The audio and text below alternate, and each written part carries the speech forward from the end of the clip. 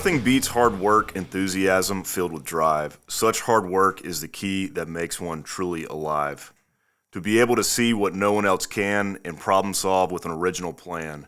To restore order where chaos once reigned. To understand what before could never be explained.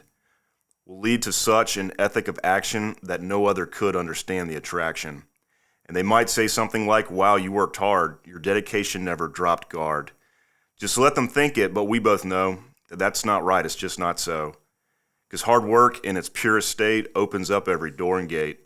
Does that sound like labor at all? No, hard work happens in response to a call. From one higher, one better, one who knows, and coming from him, you know how that goes. Days, weeks, and months putting sweat on your head, but they only feel like moments instead. Hard work like that leads to a changing action, and that's the hard work that brings about satisfaction. And that is Hard Work by Jason Tomlinson, and I'm here with the hard work master himself, Scott King, King Handyman Service. Thanks for hanging out, my man. Good to be here, man. Heck yeah. So I'm fired up to hear about what's going on in the world of the Handyman Service. I know you got a whole lot of gigs going on, but before we get into what's going on, what has brought Scott to today? In other words, where'd you begin? Are you from the area? No, sir, I am not from the area. I am originally from California. Yep, and music took me to Nashville. Then Nashville was wonderful, but then a major life change. I gained my first grandson. Wow. And that definitely made me make the change to Columbia, South Carolina. So I'm here pretty much because of my grandson. Heck yeah. Yeah. Well, so you were in a band that brought you to Nashville, or what was the... That's a whole nother podcast, but I'll tell you what. Give me this I'll brief it. Yes, I played in many bands since I was 12 years old. Played a lot of music in California, then moved to Nashville, Tennessee to do the same. Yeah. And did that for 27 years. Worked at a jingle house, played in many different bands. And then once my family was growing, I definitely needed to be a part of his life. So we decided to move to Columbia, South Carolina. Heck yeah. Here I am. Heck yeah. Well, that's awesome, your musical background, but at some point in time you started pulling the tool belt out, and where did that begin? Well, honestly, that's always been a sideline gig for me. I'm going to make this brief because we can go into long tangents about things. So here goes. I was that kid that if the record player didn't work, yeah, I figured it out. Okay. I tore it apart and figured it out. But as a musician, we always need side work. So I got into the apartment business back in 1986. Oh, wow. Actually, 85. Anyways, and I've been in it ever since. In and out many times, but I've stuck with it. I did have a short stint, and I still am a realtor selling land, but I was still doing repairs at the same time. So you've been working and fixing and doing stuff with your hands since 86. Absolutely. Well, before that, but Even yes. before that. Making a living at it, yes, 1986. Yeah. I mean, there's got to be, when you're in an apartment business, stuff's got to be breaking left and right. The rentals? Absolutely. Yeah. Yes.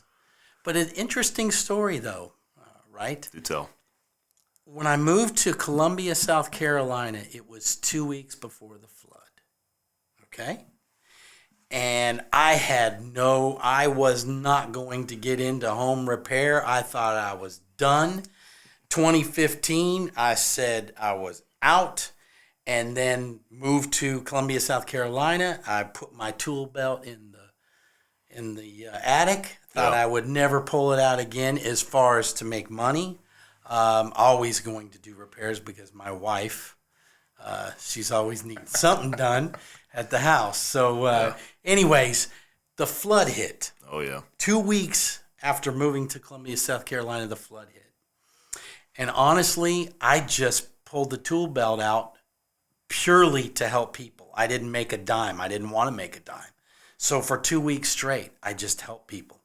I just randomly went to people's houses that were struggling, water heaters weren't working, plumbing issues, whatever I could do to fix and help people at that time, I just did it. Yeah. And then after 2 weeks, people kept bothering me about doing stuff. So I said, hey, I can't do this for free anymore. And they're like, oh, no, come on, we'll pay you. And that's how it started. And you got back in the game. Got back in the game by accident. All right. Well, in the business of handyman services, are you working inside, outside? I mean, where do you kind of draw your like, oh, I'm not going to do that, but I'm definitely down for do like electric, or I mean, kind of give me a little overview of your skill set.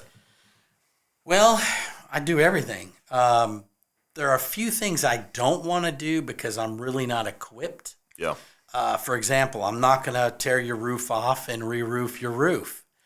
I'm not equipped to do that. I don't really want to do gutter systems either because a lot of those guys have equipment designed to do only that, where you can feed a 40-foot piece of gutter out of the back of your van. I don't have that equipment. Yeah. So I really just stick with the things that I'm very comfortable doing. Yeah. In the apartment industry, we basically did everything. HVAC to plumbing, electrical, drywall, painting, carpentry, laying floors, just everything. Yeah. So I'm pretty much comfortable doing most, but I'm limited because of how many people I have working with me. And I don't. So I just do what I can handle. Okay, well, let's say you got to pick two, and you got to stay in these two lanes. Which ones are you going to be doing?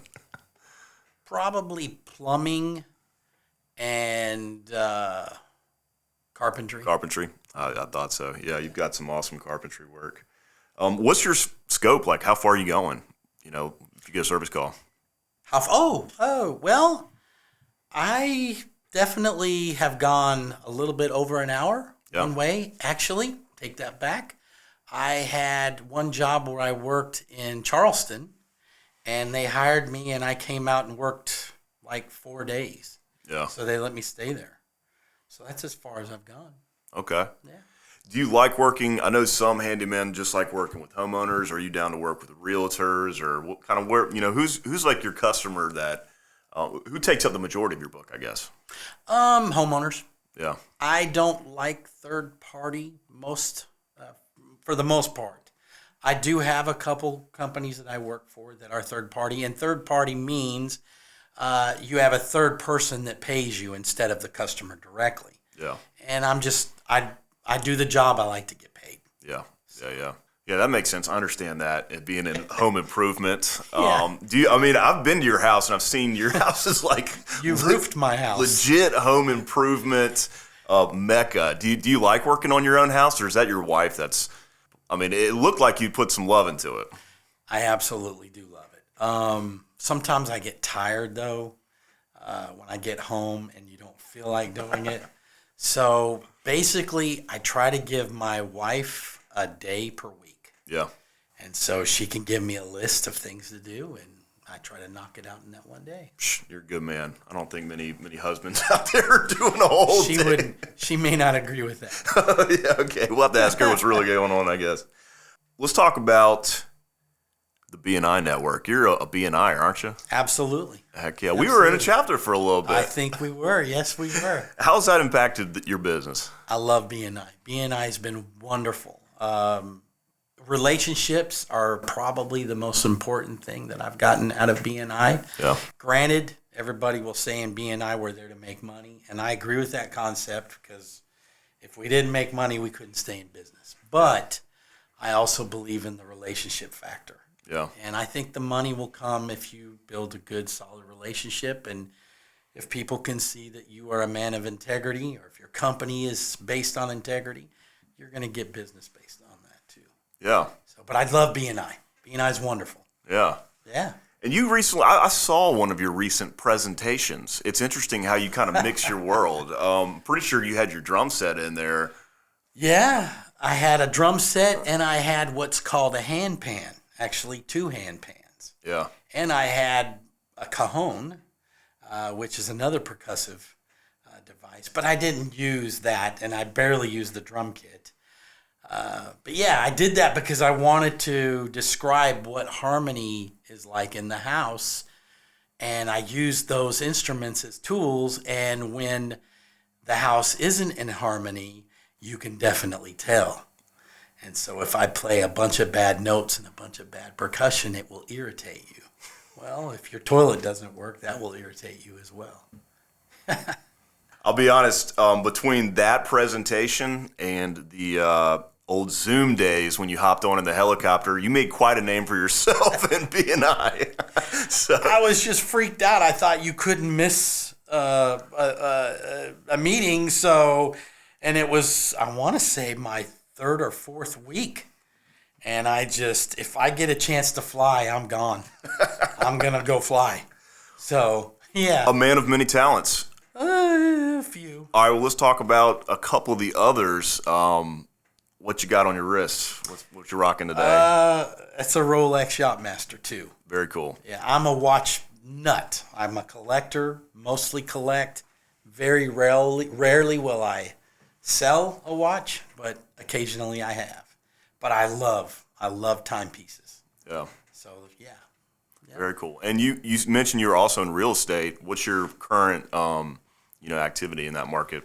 Yep. Well, the gentleman I was in the helicopter with owns a company called the Waterfront Group. Yeah. And they've been around since 1998, I believe. And he's a land developer. And so I don't sell real estate like as in houses. Yeah. I sell secondary property on the water or in the mountains. And I've been doing that since 2001.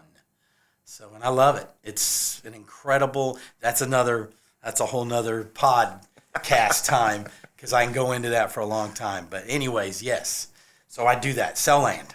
Heck yeah. Selling lands, collecting watches, hitting the drums. Tell me a little bit about the band you play in. Well, I play in a few different bands. Right now I'm in a band called Dragline Silk. Okay. And it's like a top 40 cover band.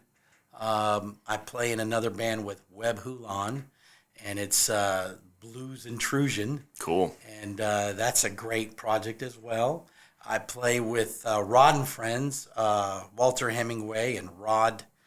Rod, I can't think of his last name, and that's really bad.